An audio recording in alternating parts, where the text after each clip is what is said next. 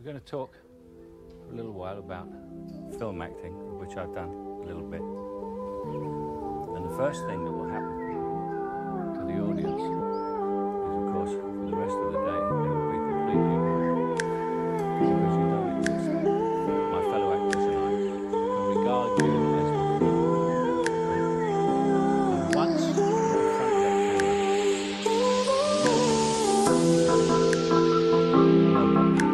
except the other person in the scene. And what we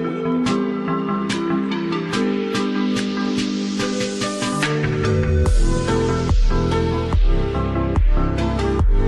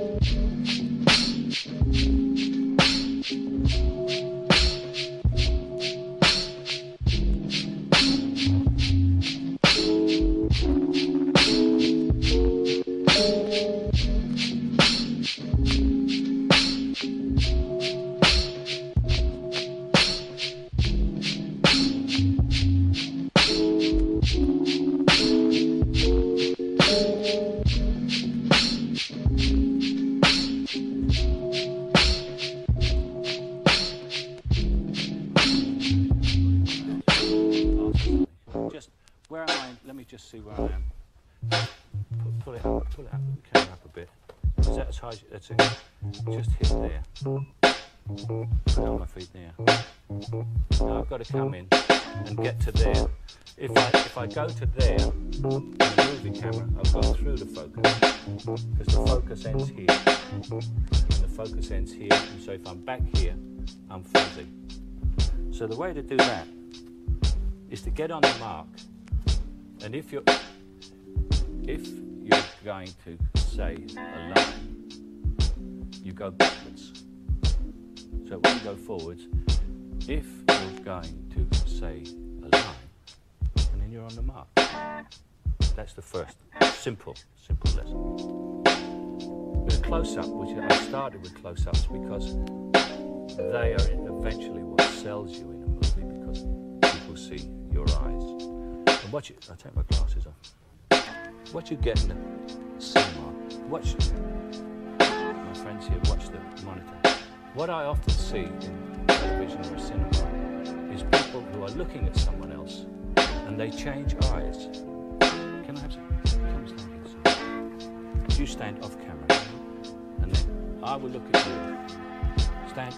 Always remember, if you're doing a close-up with somebody, you are the off actor, the one who's off the set. Get as close to the lens as possible to bring the other actor around to the most advantageous for him, which is right round to the lens. So you stick your, don't pan right, cameraman, because you'll hit. Now, you see actors and they're acting and they change. It's an infinitesimal thing in the eyes. They change eyes as they're talking. Can you see my eyes changing? I'm changing eyes. And I'm blinking. Now that is two of the worst things to do. First of all, you never change eyes, and what you do is you pick an eye. Now, which eye do you pick? I look with this eye because the camera is there.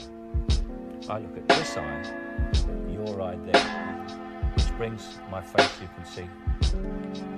If I look with this eye at that eye, look what you get. You see the difference? And it's the same look. And if I keep blinking, it weakens me.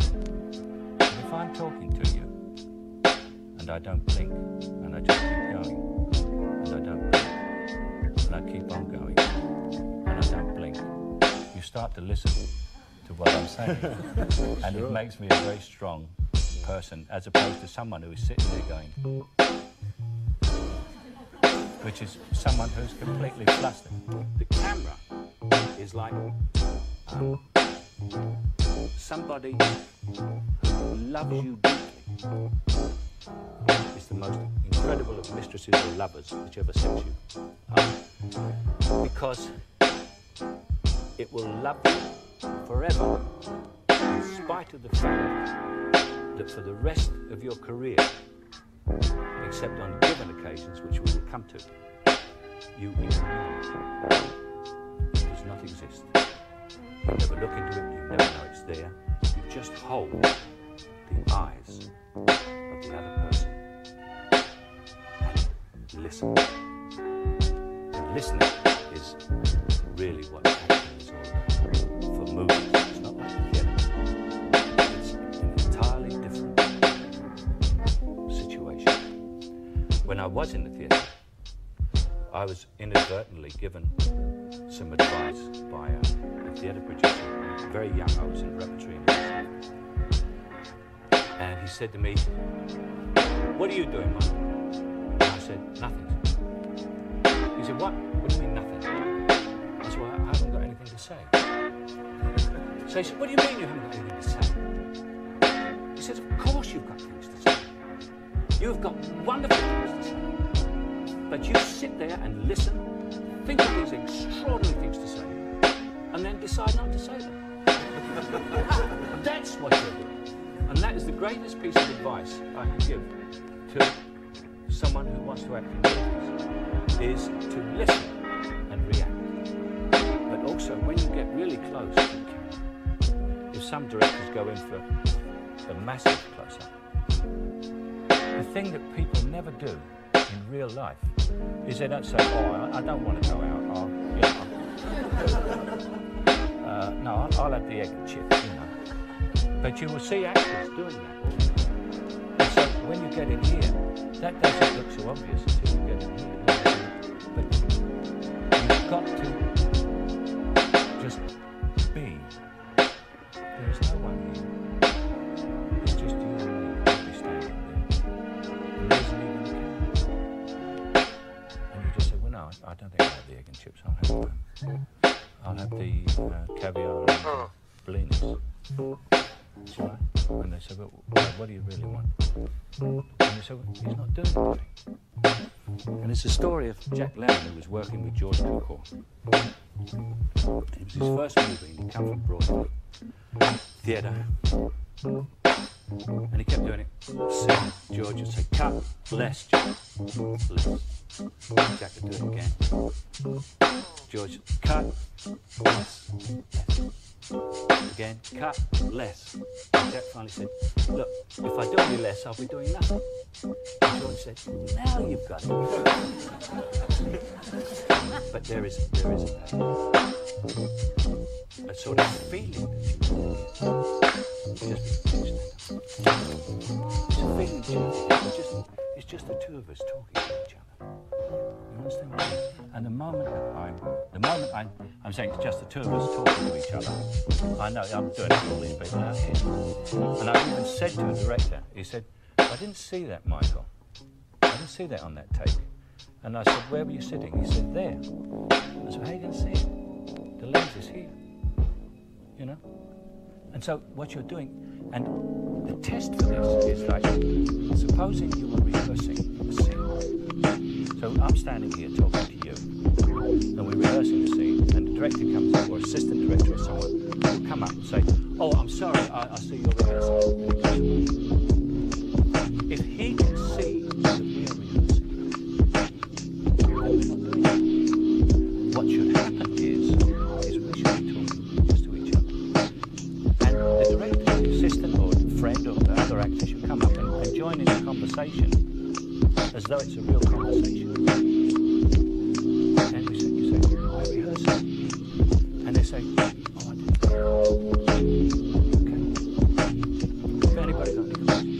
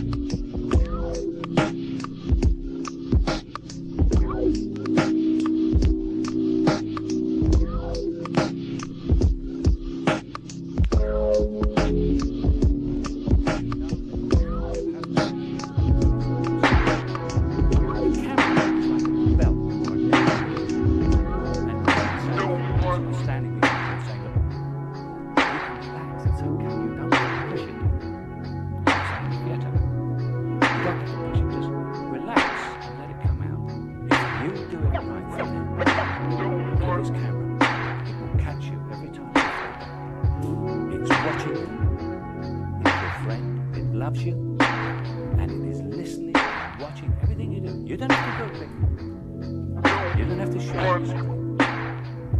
And nobody exists except us six. I'm talking to you. You got a question? About you're saying about listening and reacting to something that's going on. Now, how does that work if, for example, you've done your master shot, and now you're going to go on to your close-ups, and that person is talking to you, and now you're going to do your close-up. This close-up is like 3.5 hours after you've started the original thing. How do you get what you call the emotional recall? That is concentration. That's the next thing. Is you don't think about it. What you do is you see, you get actors who will say, God, I saw the rushes yesterday and I didn't like that thing right. I did that. I don't go and see rushes. I sit on the set and I'm figuring out what I'm going to do next. Right? Anybody smoke? You've got a cigarette. Do you come up here and light it? Smoke with me. And we'll talk while we're talking. Yeah, I've got a light.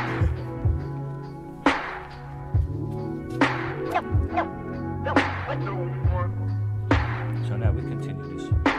And the thing is this, is that you concentrate on what you're doing. And you somehow, it's very difficult to explain, you go into yourself. Remember, you've still got the same person there. Although it was a long shot, if you're standing here and they shot it from over there, this is a long shot. I was still taking like this. So when the camera comes here, I'm still only doing the same thing. Although I might calm it down a bit on your face because it's closer. But the thing you don't do in the long shot is smoke. You know why? Because now we're going to do the close-up. Where did you take the puff? We've got to do exactly the same lines. Where did you change hands just now? You've got to do it exactly the same.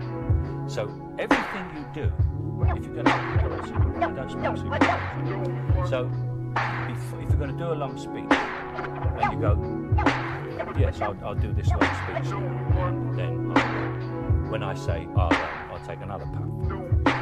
So you take another puff, another puff. And you remember that, because when it comes back, it's the most difficult thing to do in a master. If you start fiddling with it, and you come up to the close-up, you're doing the line and you're going to, I do what I do. And she says, no, not there. No, you did it when I take another puff. You said, I'll take another puff. No, you did it immediately. You said, I'll take another puff. And the whole scene's gone out the window. And you probably have to shoot the master. So never smoke or fiddle. If you're going to do action, movement, plan it absolutely perfectly, so you can do it exactly the same over and over again. You can change your performance, you can change, but you cannot change the action. Otherwise, the close-up, the shot, and the master shot do not match. And it's also with dialogue process, is to learn it. You learn it until you know it, but you've got to learn it over and over and over again until you're sick of it. Until someone says something to you, you could say the whole thing, including everybody else's part. Because the tension of that actual close-up is when you're standing there and everyone goes, right, quiet, turn over, speed, action. And you go, to bum or not to bim? That is the question. And that's it. And it's up till that moment, because you're just a guy who just got up, you know, and said, I'll have cornflakes. And what you see is a guy going, I'll have cornflakes. You know? Because they said, go turn over action, and you, unwittingly, were standing there quite calm, you knew the lines about I'll have cornflakes. And they go, turn over, speed, action, I'll have cornflakes. And that's what you get unless you relax. So when they say turn over and speed, they're talking a load of old cobblers and something else about motion patterns, whatever. And the other thing is you always cheat as much as you can. Always speed. Understood?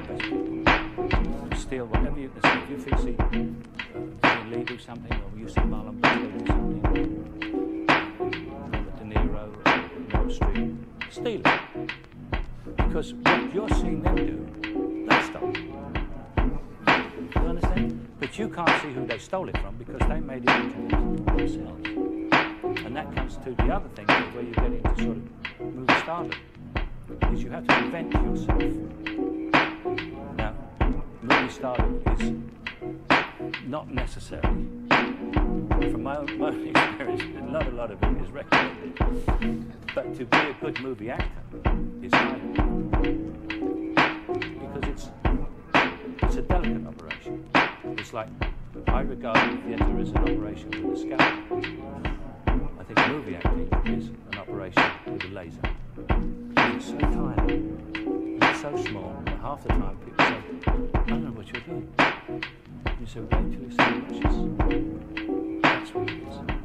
Wait till you see the rushes. No, I wait for them to see the rushes. I know what they're going to see. But do you ever? No, never see the rushes. All I've ever seen from rushes is, all rushes are wonderful. Everybody buys their yachts in rushes and go bankrupt at the premiere. All rushes are wonderful. Everybody who speaks about the rushes, if you're that foolish, says they're wonderful. But what you don't realise is you say to makeup, how was rushes? They say, wonderful. Her lipstick was wonderful. You say to hair, how was the rushes? Well, you've seen the parting there, it was great. Everybody watches their own thing. And if you go to rushes, you watch yourself. And nothing else. In actual fact, it should be a stranger to you.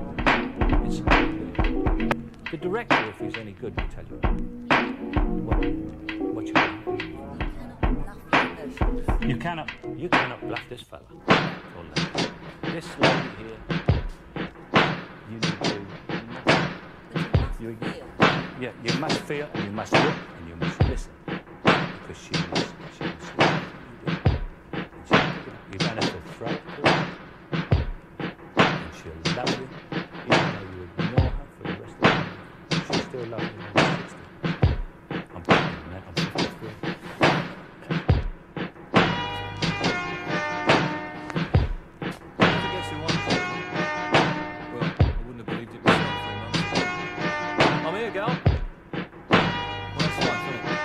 You never know what's around the corner, do you? Down one minute, up the next. You got the talent, you got the talent. What do you find? Hold it. She's in love. What do you think? Oh, don't just you know what it is to me. What about it? Let's have some drink first. Let's go. Got a beer right there.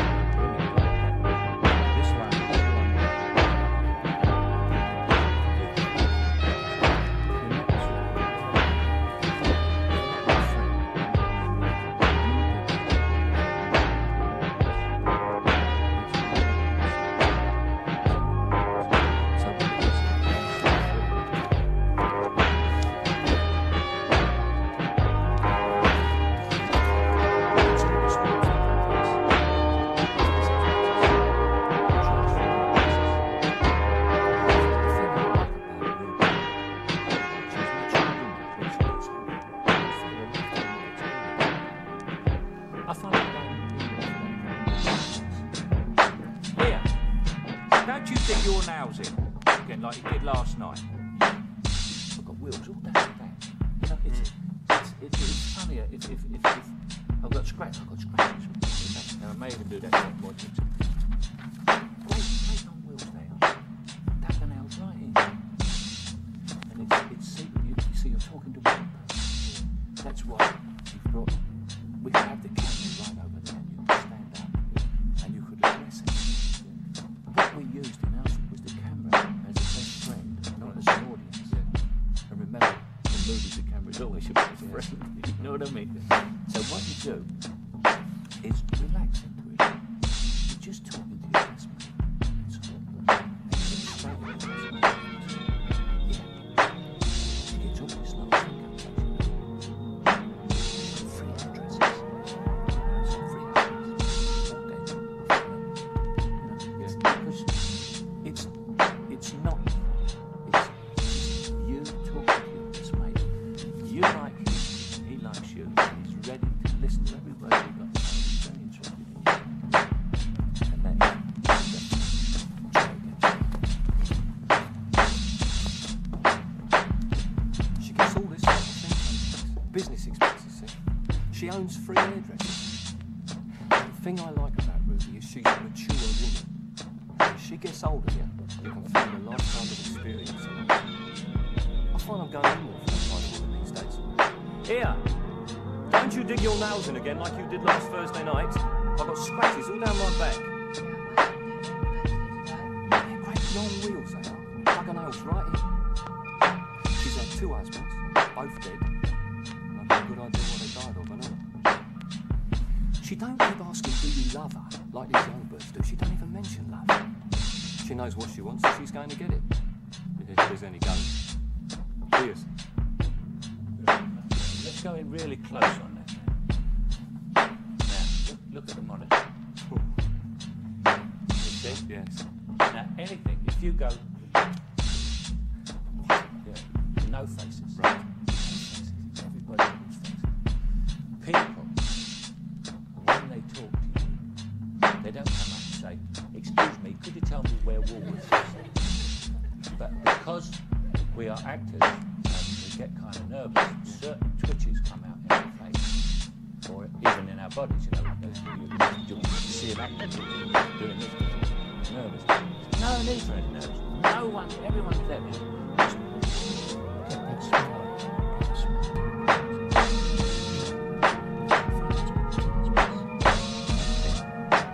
And it's funny. You see? And it's to a man.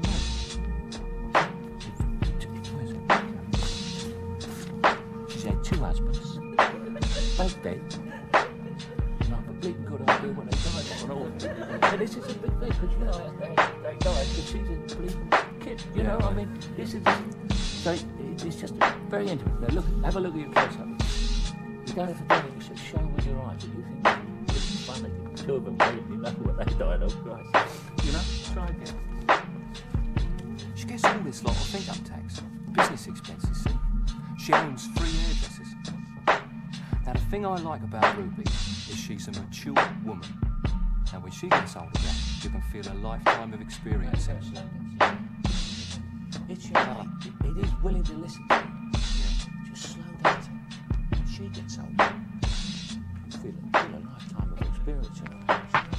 It's you know, it's the 2 boys talking of all, you know, great burgers.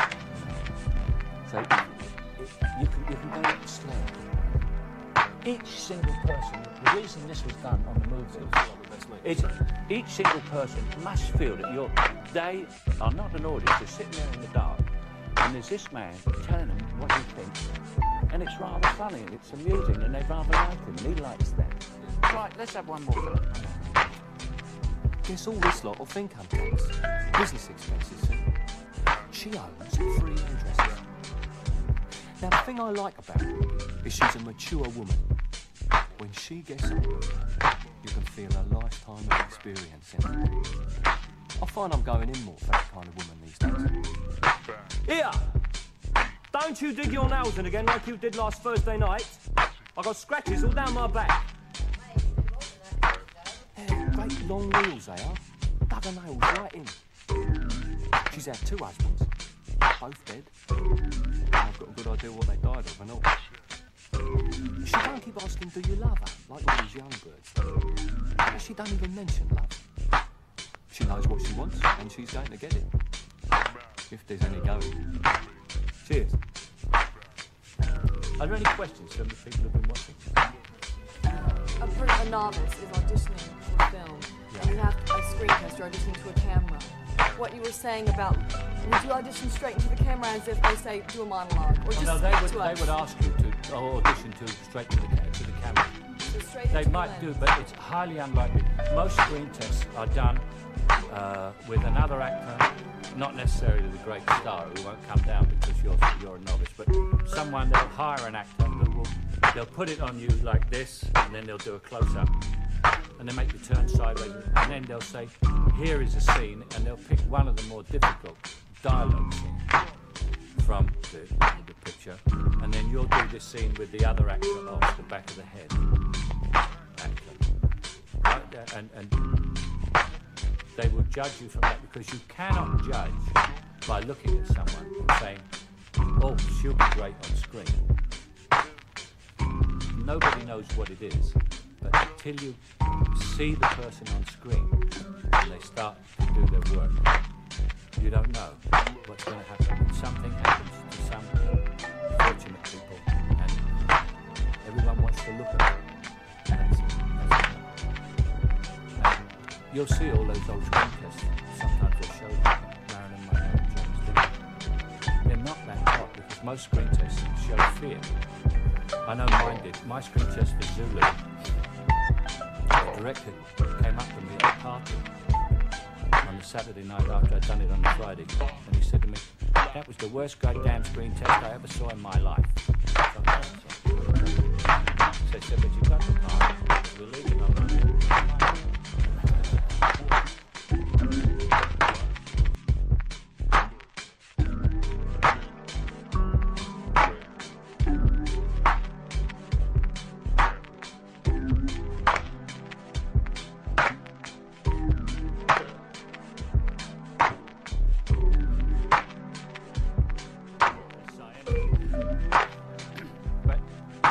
Usually I was petrified. But Stanley Baker, who's a very kind man, did my screen test with me. He came in, even though he was the star and the producer and everything.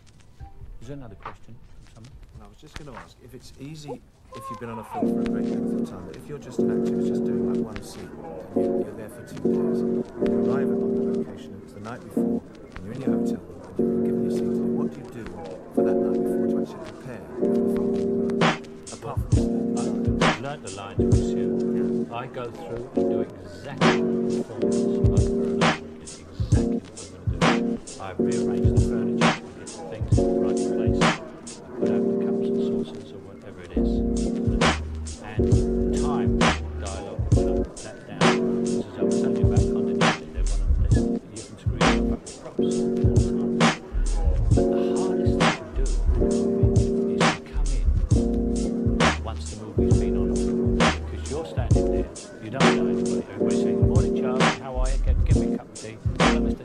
Your star comes on, he's usually playing because he doesn't talk to you because you've only got a small mouth. And I've done this, and you stand there and you're nerve-wracked. And especially if there's a whole big scene goes on, and you've got the last line, you may only have one line. And the cavalry comes down the hill, and all of the beach explodes, and you say, quick, the Germans are crumbing. And everybody goes, oh. One line, one goddamn, who got this guy? Who brought it? The casting director comes and says, what's the guy can't say one line. And you're standing here, you're saying, Jesus, there's all these troops coming over. You take 2 hours to put the explosives back in. Then the great star says his great long speech absolutely perfectly. And you go, the Germans are crumbing. Can we, then always the actor says, can we post it? Would it be all right to do and the guy goes, no. You've got to do it again. And that's the hardest thing.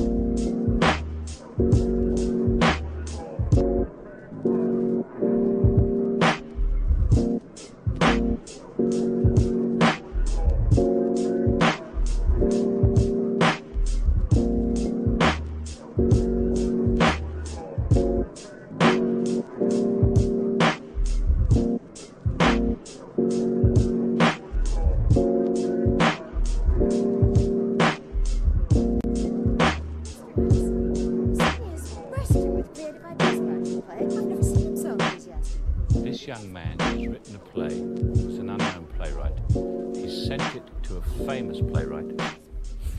This famous playwright is on the downward path. He's had a number of flop plays and he's really written out. And the young man's play is brilliant. And what he's done is arranged that he is going to take the young man's play and kill him. And the wife is watching this and trying to talk him out of killing him. What the plot actually is this. These two are homosexual lovers and have set this up in order to get rid of the wife. And it's very wrong of you to have offered to give it to him. I'm the one in this household whose eyes on the checkbook. I'm going to make a suggestion to you, Sydney. It's going to come as a shock to you. But I want you to give it your grave and thoughtful and earnest consideration. Will you do that? Will you promise to do that? Put aside the play. Yes? Put aside the play about Helga Timmendorf and how she finds murderers and keys under clothes dryers. Put it aside, Sydney, and help Mr. Anderson with his play. Collaborate. That's what I'm suggesting. That's what I think is the fair and sensible and rational thing to do. Death trap, like Clifford Anderson and Sidney Bull. Beside the drowning wife. I thought it was drowned. Drowned. How much can I move this? Sorry. Yeah, you're right. That's You're right. Just do it naturally. Put aside the drowning Don't wife. feel that's terrible because don't feel restricted. You can do that. Yeah. The drowning. Groucho Marx. Whoever heard of the title? Yeah, it's the silliest thing ever. Put aside the drowning wife. I don't know what kind of title would be the drowning wife? Sydney, people are always interested in psychics who can point at someone and say, that man murdered that man. Put it aside, Sydney, please. Do for Mr. Anderson what George S. Kaufman did for you. Well, that's a very persuasive speech, Myra. Obviously very sincerely felt, though how it must have sounded to Clifford. Wow, I still feel as if I'm on the spot. You are. Myra has put you there. As a matter of fact, she's put us both there. Sydney, I just felt I should bring it up now. May I just say, first of all, I'm overwhelmed, really honored and staggered that Sidney Brule would actually consider the idea of putting aside what... I mean, there I was in that theater when I was 12 years old, and who would think that someday I'd be standing here weighing up the Get the chance gist of this passage. But the thing is, it's as if I went to the doctor, these world-leading specialists, and he recommended major surgery. Can I just say something? When he says, let me just sit there for a second here. Let me show you something. Watch that monitor there. You say to me about the speech about when I was 12 years old. I mean, who would think that I'd be sitting in that theater at age 12 years old and that someday I would have the opportunity to... Yes, we got the gist of the... You see what I mean? I reacted to 12 years old.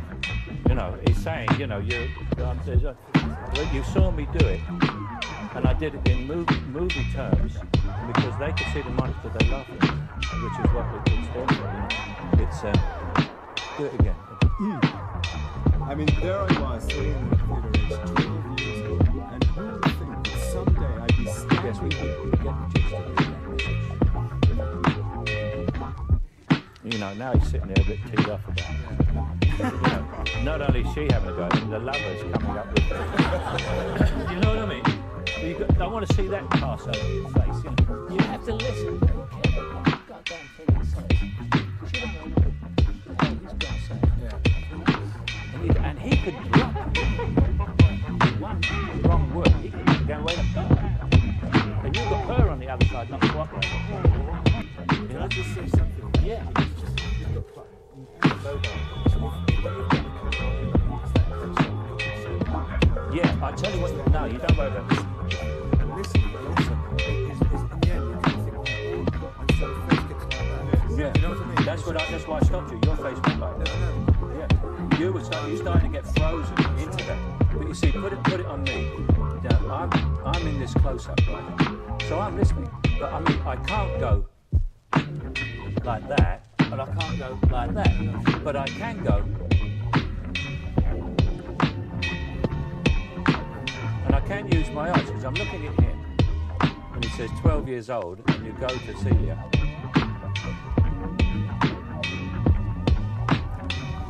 Yes, we get the gist of it. You know, and I'm quite free within that framework, but I can't go like that. You know, and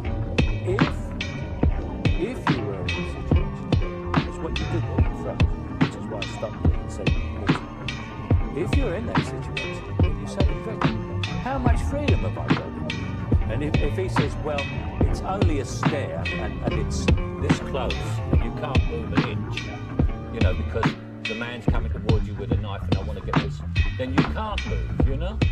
And you can't go, you've got it, but within this framework, it's okay.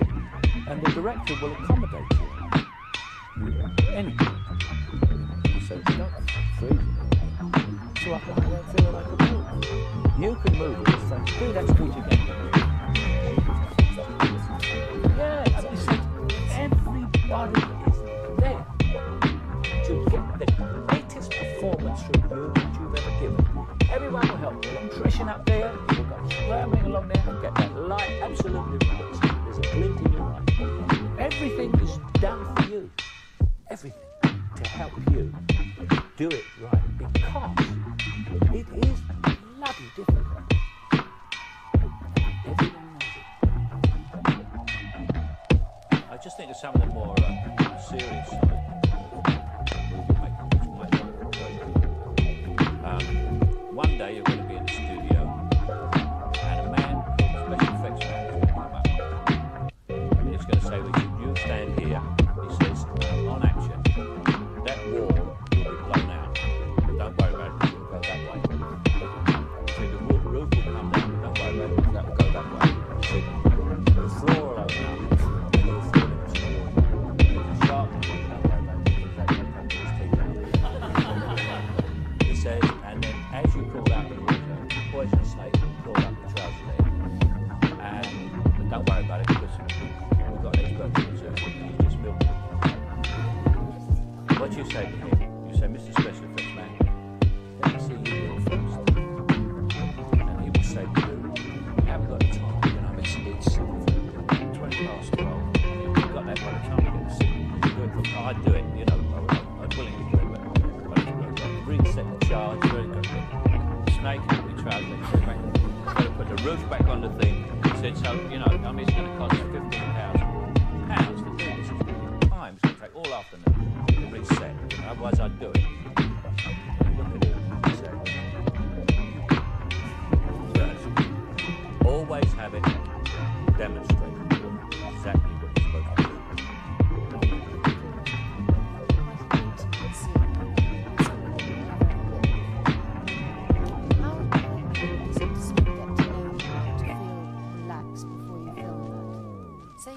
Them the day before. Well, Do you think it's important to kind of go out and have a meal together and get to know each other? no, I think that way lies disaster. You know, because you're liable to start the intimacy the more before, which is disaster in movies as well. Because then halfway through the picture you split up, you're not talking to each other, and then you've got to feel like that. No, you don't. I find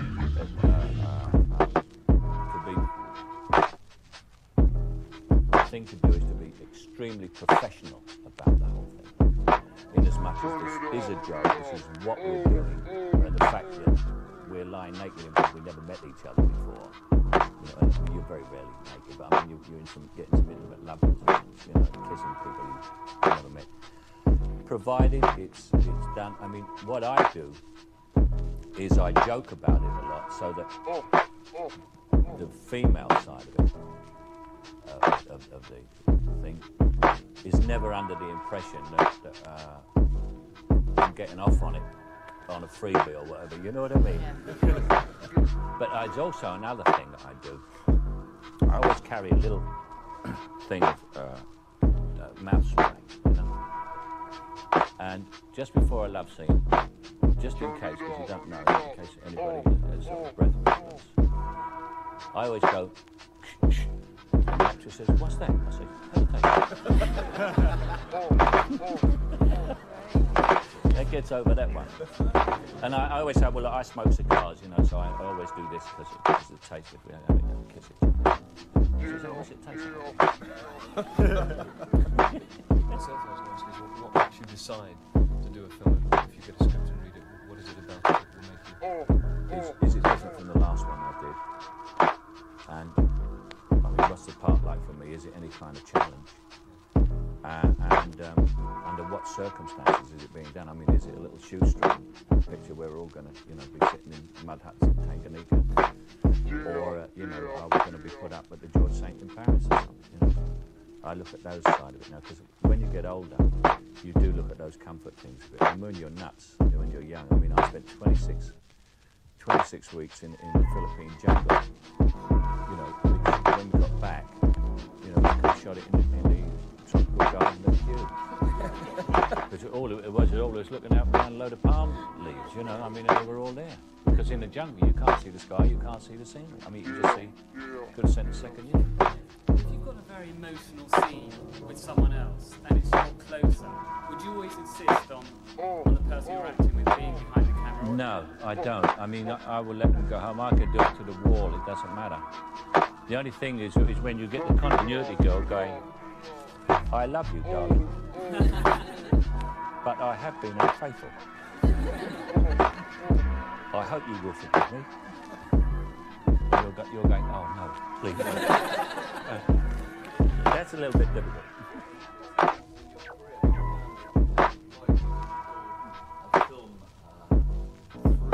As a leading actor in movies, you're employed to carry the picture. You know, everyone says, oh, did you see that character actor came in and stole that scene off of you yesterday? I say, thank God for that. At least there's 5 minutes I'm not responsible for.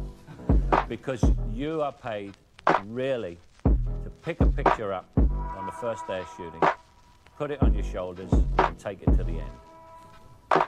Any more? Would you like to direct?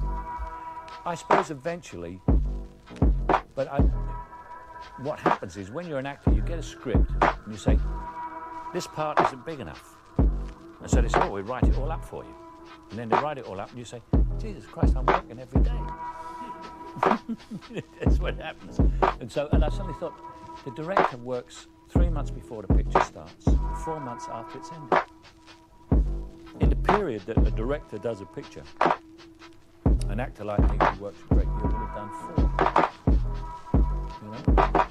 And so there's an economic reason for me not becoming a director. We're going to do Educating Rita now. And I always remember I came over and I saw the play, and I was in Los Angeles, and I had a picture to do with Sally Field, who just won the Oscar. And they said to me, what are you going to do the picture with Sally Field? I said, no. I said, what are you going to do? I said, I'm going to do something called Educating Rita. And everybody said, what the hell is that? So I said, it's a play that's on in London and it's been turned into a film. And they said, well, who else is in it? I said, a girl called Julie Walters. They said, who the hell is Julie Walters? And I said, well, she's very good and she's in the play and she's going to do the movie. And I'm going to do it with her. He said, well, Educating Rita, it must be about Rita. He said, what are you playing at? So I play a guy called Frank. He said, well, you should be doing a picture called Educating Frank if you're going to be a star in this picture. And in actual fact, seeing the play, the theatre being... theatre is acting, and here's a supreme example of it. Inasmuch as when you see Educating Rita, you look at Rita most of the time because Frank is sitting down or pissed or drunk, and she moves, she comes in all the time, she talks, And you only look at him when he speaks, which isn't as often as she does. But also, the difference between film and theatre was heightened here, was explained here, in as much as it's acting in the theatre, so you look at Rita. But in the movie, you have to cut to Frank for his reaction. Otherwise, what she did has no meaning. And if there's one thing that I can do in movies is react. And that's kind of where a movie actor earns his living. I know, I wouldn't have understood it then, Frank. You would have thrown it across the room and dismissed it as total shit, wouldn't you? I know, but I couldn't have understood it then, because I wouldn't have been able to understand and recognise the illusions. I've done a fine job on you. Oh, it's true, Frank. I can see now. You know, from now on, I'm going to change, like you, I'm going to change my name. From now on, I shall insist upon being known as Mary. Mary Shelley. Do you understand that? Mary Shelley, who wrote a little gothic number called Frankenstein. So, This clever pyrotechnical pile of self-conscious illusion is worthless, talentless shit. There is more poetry in the telephone directory and probably more insight.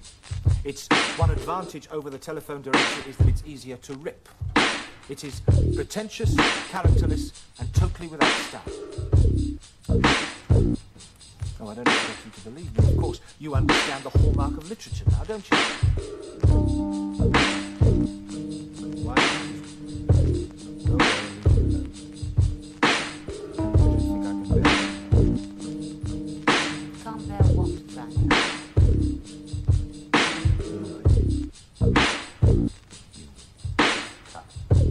Now closer. Do you want to go from... I'll tell you what you can't bear. Did you get up and tell me? I did before. Yeah, well, get up. Get up, Molly. You know it. When are you going to get up? Can't bear, I'll tell you again. Another trick that I haven't told you. This is what happens to the cameraman. I'll tell you what you can't bear. I've gone right out of it. Take him up with you, you see. I'll tell you what you can't bear. See, you haven't got a hurt. You understand? There's another thing to remember, honestly. The number of actors who go, I tell you what you can't bear. Go ahead. So take your own.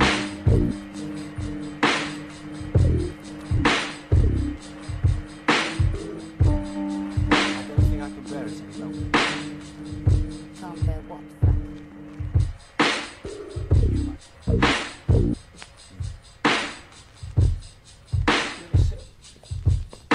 Didn't see that in your eyes. He said, you can't bear what, Frank? He said, you. That's one of the hurtful things anybody ever said.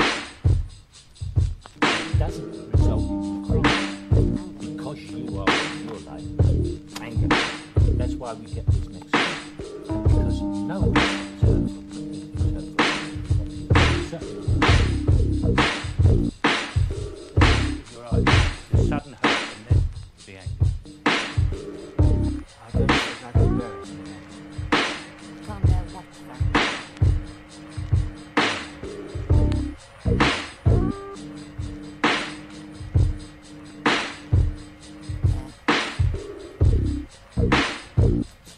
Well, I'll tell you what you can't bear, Mr. Self-Pitying Piss Artist.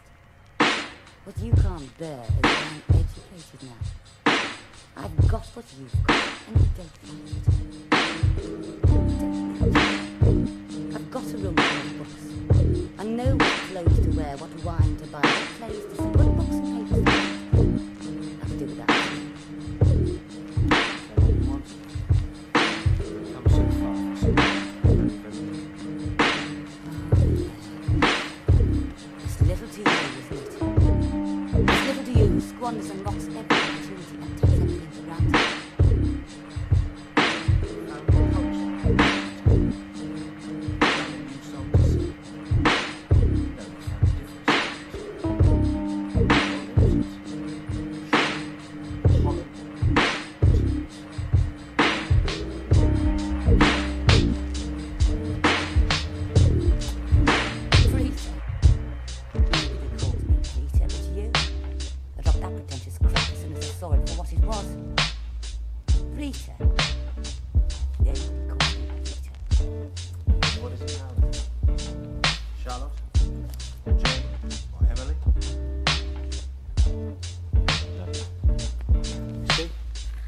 see that playback, you'll be amazed at the difference between when you started and when you cut that.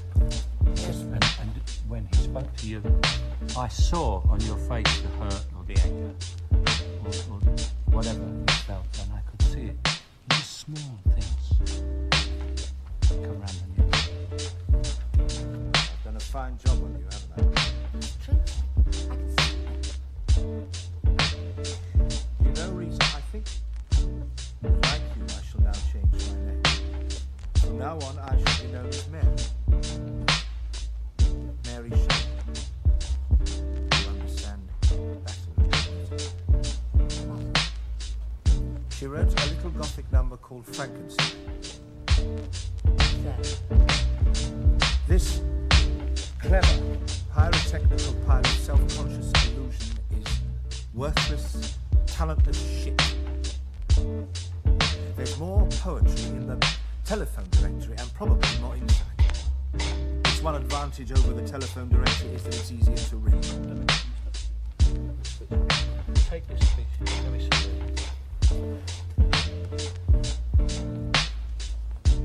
I want to see someone who's slightly pitiful character. He's not really in control of everything. And he's trying to keep his head straight, but he wants to go. He's got to keep it, because the last thing he's going to do is show this woman that he's drunk. And it's a rather pitiful character listening to us. And drunks don't react fast. There's something in the way that you sit isn't drunk. You don't go like this, but there's just, it's just, if a normal man sat down in the armchair and sit like that, hello, how are you? Yes, you've got a different. But a drunk, it's very small. And this character is, suddenly I'm a foot shorter and slightly pitiful. I've only moved about 2 inches. I'm still going too fast. You can read it if you like. No, I know it. If you wait, but forget about it, but this clever pyrotechnical pile of self-conscious illusion is worthless, talentless shit. It could be recognised as such by anybody with a shred of sense. It's the sort of thing that gives publishing a bad name. You will find more wit in the telephone book. The only advantage this has over the telephone book is that it is easy to rip. It's pretentious, characterless, without style. Oh, I don't expect you to be able to read it. You recognise the old mark of literature now, don't you? Why don't you just go? I don't think I can bear it anymore. can't bear what, right?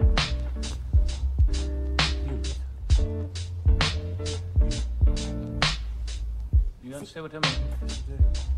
Slow, take it easy, Ian.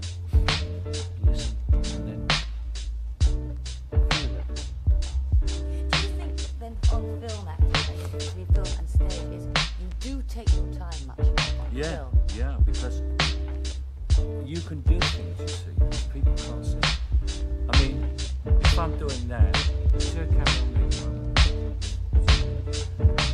All I've got to do is go. And that's a big movement. You go, what did he do? What happened there? Someone's coming, create tension. Just like that. Right. Or that. Nothing. Go slower and think about it, yeah? You go from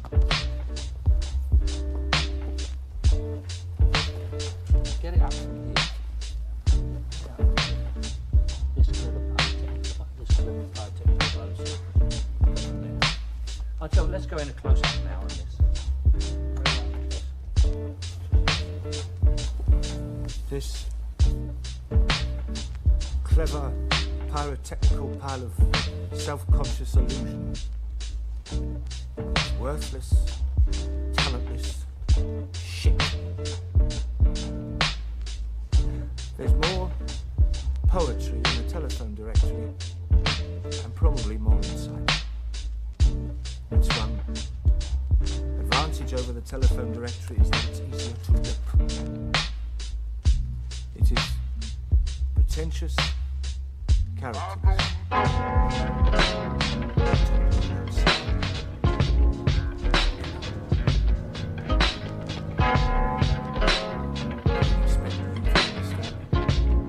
Of course, you understand the whole literature.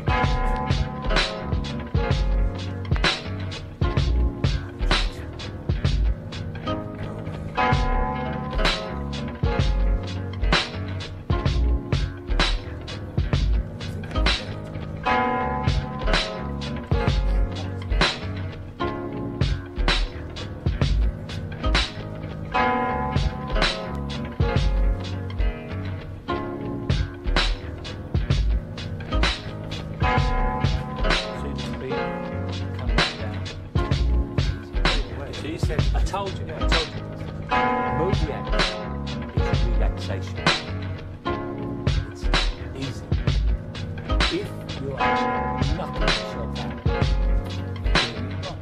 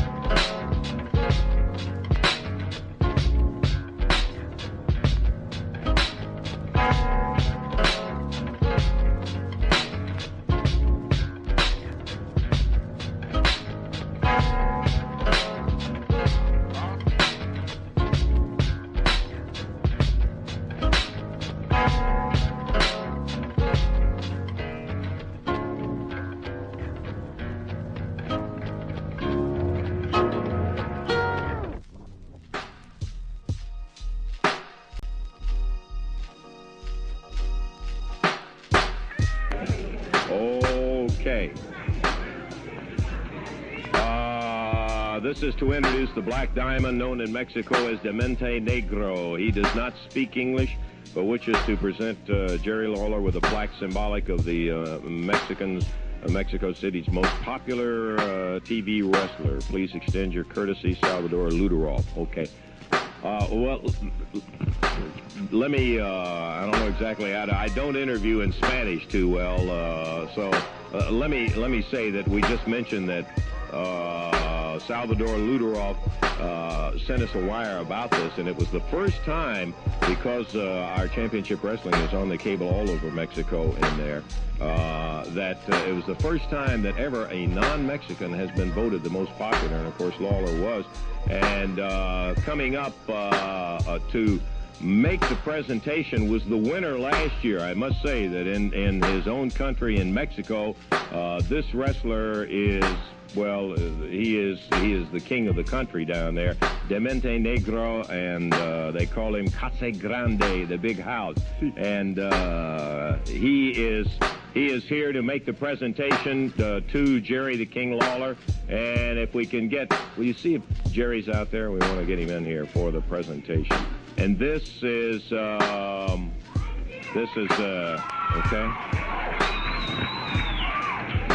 This is for Jerry. We got a little communication problem in here, but you understand. And we told you last week we had heard from Salvador about the honor, and Demente Negro is up here as the winner last year of the vote in here to make the presentation, and I think he's got the sombrero there. He's got the hat. Thank you. Okay, you got to model it right here. Have to wear it? Huh? Yeah, just slip it on there. And let's see what. Numero uno. Huh? Numero uno. Here. There he is. How's it look, huh? Senor the King, right in there. Really, all kidding aside, it's a great honor, and I think you feel that way too. And I guess it's gracias, is that it? Yeah. Muchas gracias. Muchas gracias, yes. Si, senor. And this is the plaque from Mexico. Jerry Lawler, it is indicative of the win. Okay, there it is. Jerry Lawler, voted the most popular wrestler in... Hey, what the hell? Hey, come on. Hey, get somebody out here. What is this stupid guy?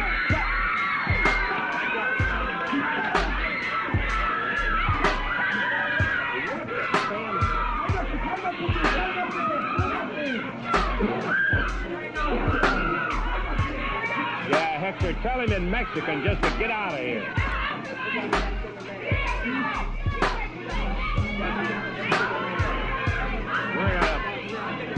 We're gonna have to take a break here. It's crazy.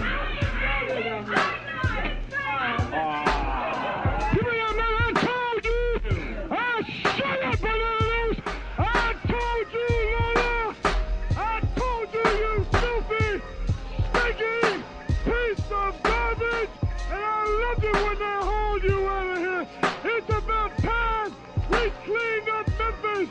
It's about time we got rid of the trash and the garbage and the scum! I want you to know something, punk! I want you to listen to me good. When you get conscious, I hope they play this back. You deliberately, Lola. You deliberately burned my neck. You deliberately tried to blind me. I want you to know something right now. Russell, here's the signed contract.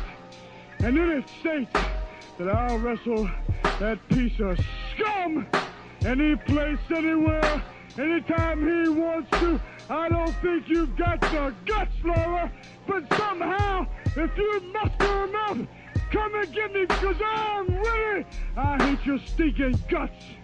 Your daddy was a wino, and every time Dick and Harry from Bangor to Boston had your mama's phone number, you're scum. That was a cheap trick, Boston. We're going to take a break, and we're going to get out of here. That's tonight.